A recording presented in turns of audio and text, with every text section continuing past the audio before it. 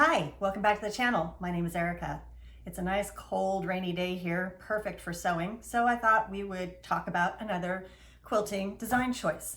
Let's take a look at this quilt and I'll show you what it is that we're going to do today.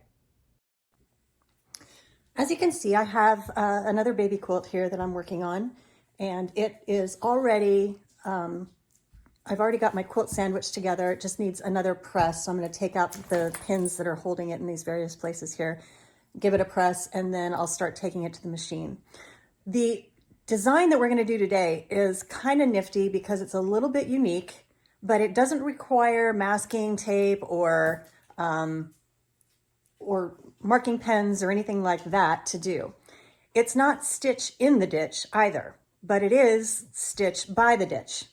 And what I mean by that is what we're going to do is selectively stitch a 1/4 inch away from either side of our ditch in order to emphasize whatever elements it is that we want to emphasize here.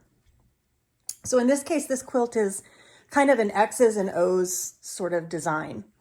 And I am going to emphasize these inner O's, which is naturally going to draw attention like here. And it's naturally going to draw attention to the X's as well. But we're going to stitch on either side of this. And once we get that stitching done for all of the O's, we're going to take a look and see how much more we want to do. For instance, over here, right here on this edge over here, I am probably going to do some more stitching here. So this is like a 1/2 an O, and here. Same thing up here. So what that accomplishes is it does do a lot of stitching in a pretty short and easy space of time. It's not really hard.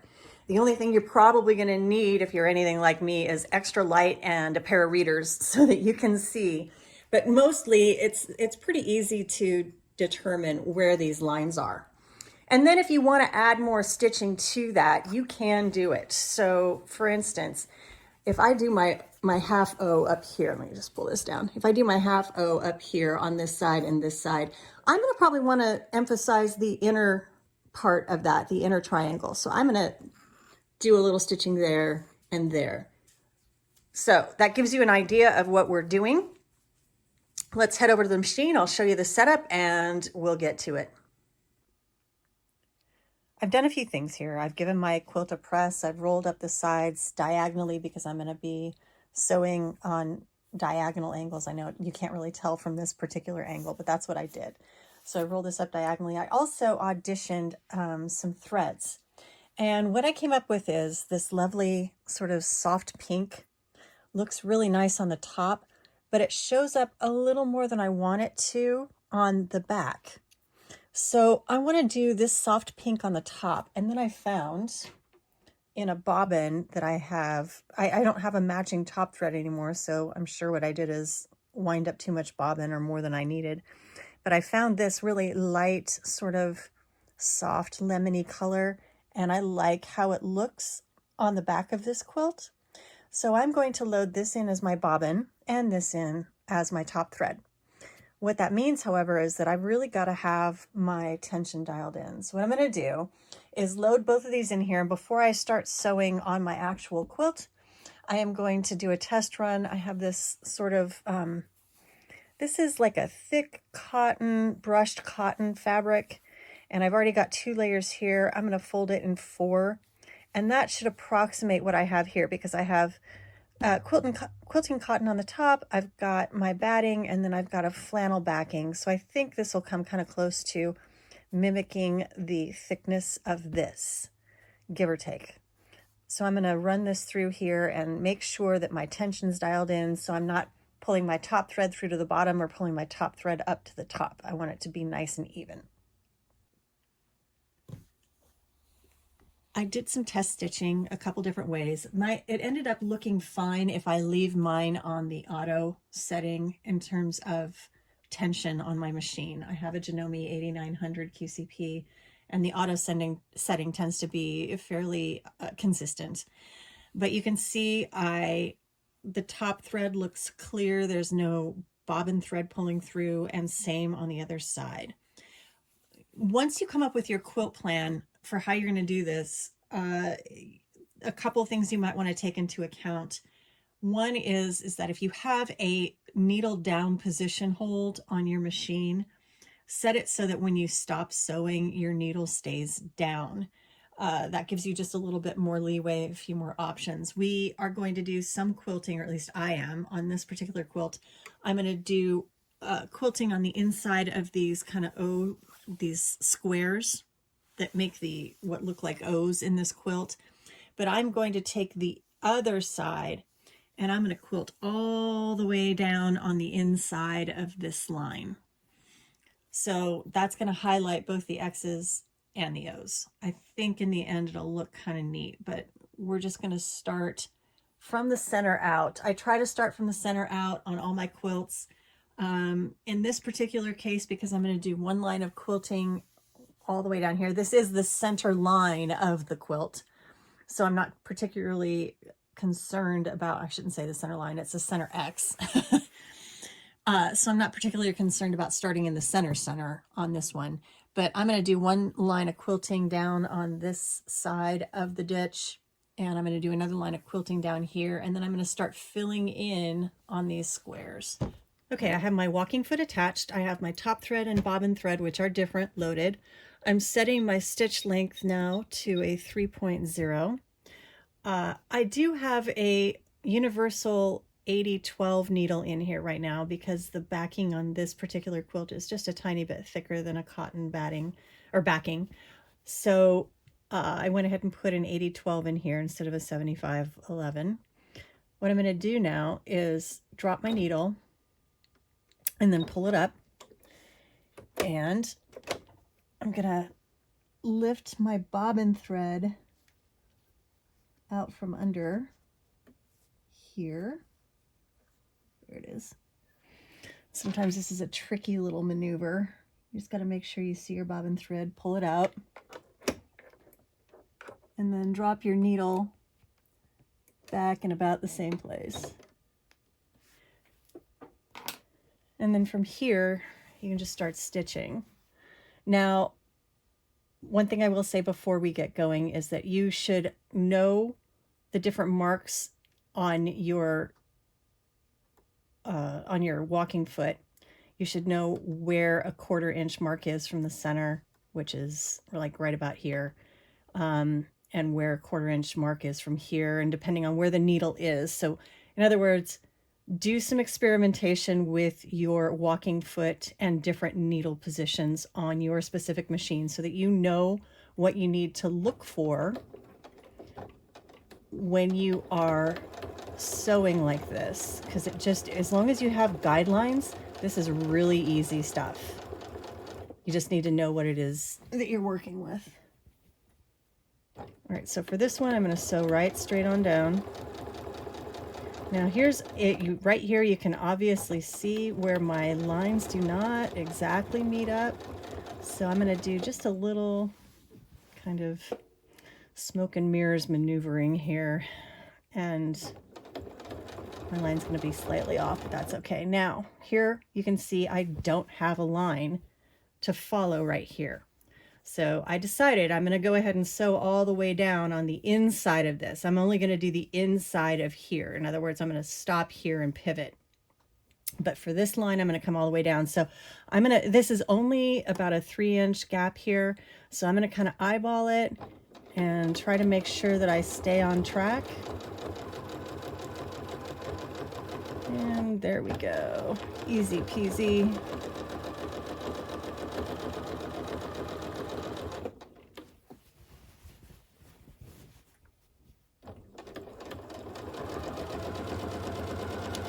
Again, anytime you have little jags, this particular quilt I obviously threw together in a bit of a hurry, so I did not do my absolute best work on this. However, doesn't mean you can't do a nice quilt job on it.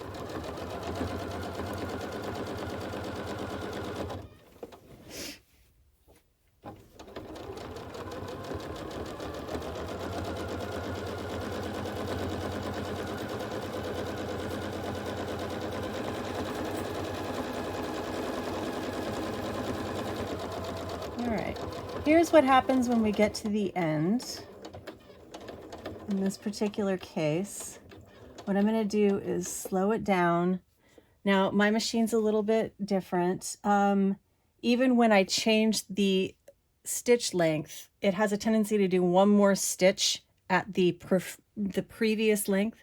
So my length right now is 3, and I want to try to bury this a little bit right in the ditch here. So I'm at 3 right now. I'm going to turn it all the way down to a 0.2. And this is going to go forward one more, and then I'm going to let it do 3, 4, 5 stitches in there. And then I'm just going to cut it right off. Now, let's take a look and see what that gave us on the back side. Okay, so you can see that actually nice and clean. So what I did essentially was knot this, bury it, and now I'm going to trim that off, and no one's going to be the wiser. You'll never see it. All right, so that's how you finish off that row. I'm going to do the rest of the rows like that down in between the X's, and then I'm going to do the insides here, and I'll show you just one of these squares, how I do this and pivot. You can see I've got these diagonals here, so what I'm going to do is come in 1/4 of an inch or so from this edge, which would be the ditch. If you were stitching in the ditch, you'd stitch in this, but that's not what we're doing. And I'm going to come over 1/4 inch or so and start my stitch right here. So I got to find the perfect place. I want to try to get it in that ditch. And I have this set at 0.2 right now, which actually is fine. For this particular one, I'm going to leave it at 0.2. I'm going to pull it back up. I'm going to pull my bobbin thread up, which again, tricky maneuver. Sometimes I just hold that. Yep, there we go. I hold both sides of this top thread, and then it pops the bobbin thread right through. I'm going to move that off to the side just a hair, that little bobbin thread. I'm going to drop this needle right back down, bury that stitch just a little bit, change my stitch length to a 3, and then I'm going to march right on down. Now, because this quilt is smaller, this is easier to get away with. If I was working with a much larger quilt, which I was dealing with last December, like a king-size quilt, this is a lot trickier to do. Okay, I'm going to get right to where that little, I'm going to turn this down a little, see if I can get this to do what I want it to do. Okay, got it. So now I'm right in this crease here. It's right, the needle dropped right there. Okay, putting this back up to 3. I just reduced my stitch length for a minute so that I could hit that mark. All right, now, since this is smaller, this quilt is smaller, I have the ability, and I have the throat space on my machine to just pivot. So I'm going to, my needle is down, I'm lifting my foot in the halfway mark up. I'm going to pivot this, okay? I'm going to drop my foot.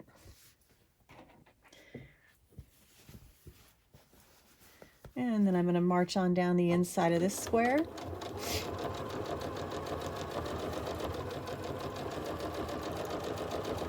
And I'm keeping, I know this is about 1/4 inch here, I'm keeping it lined up with this side of my foot, this ditch lined up with that side of my foot.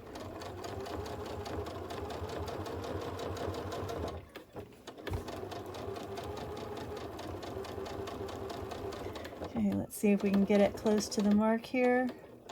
We want to hit right in that ditch. Bingo. Lifting the foot halfway, needle is down, pivoting 90. Drop the foot, march on over.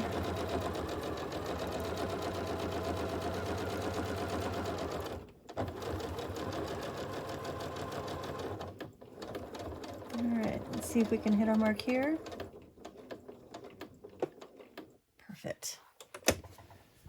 One more time. Okay, so now we're coming back to the starting point. So we want to hit that starting point mark right down here as best we can. Dropping the foot.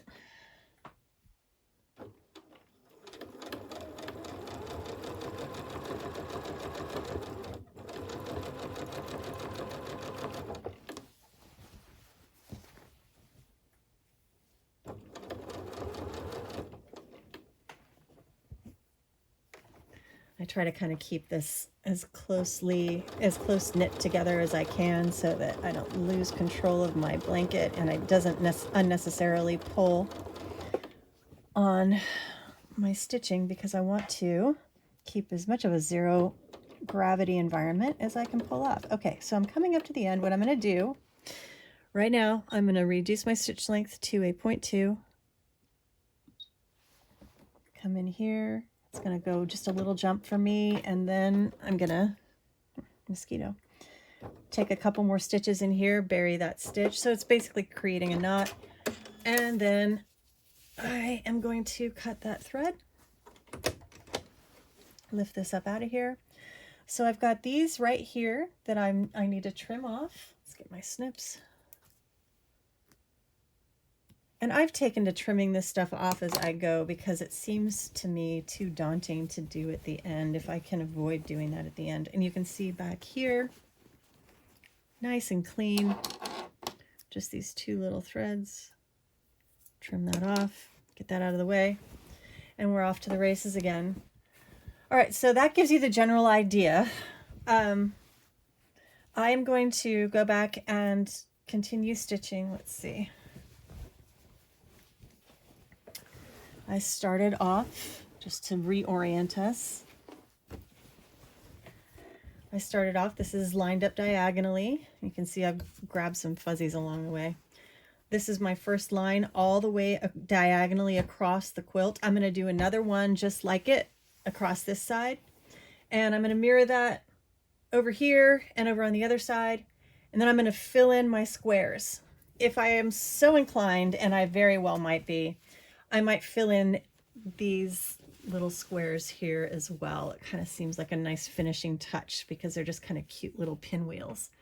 So I'm going to probably put little stitching on the outside and inside of these. And then that does make sure that I don't exceed my maximum limit on what you should be stitching down for the batting. Usually there's a maximum limit, like a 10-inch limit. If you have anything more than 10 inches open, you're probably going to see your batting get balled up or rolled up after you start washing it. So that's one of the reasons that you want to pay attention to what the instructions are on your batting, what kind of work you're doing on your quilt, etc. So that's it. It's really that easy. If you have any other ideas, please post them in the comments. If you have any questions, post them in the comments. I will get back to you as soon as I can. And I hope you enjoyed this tutorial. If you did, please hit like and subscribe. Look forward to seeing you next time. Happy quilting!